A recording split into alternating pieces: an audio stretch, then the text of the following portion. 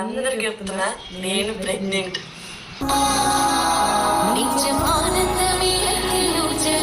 మొత్తానికి అయితే వైషు ప్రెగ్నెంట్ అయ్యింది.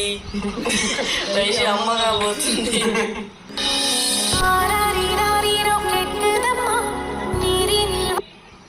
చూడు గైస్,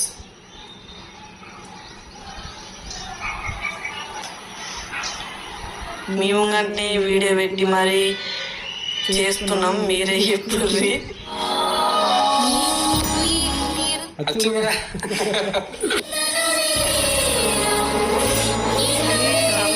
ఏం తగ్గలేదు ఇక. వీడియో పెట్టి మీ ముంగట్ని చేసాం కదా, ఎంత వస్తుంది.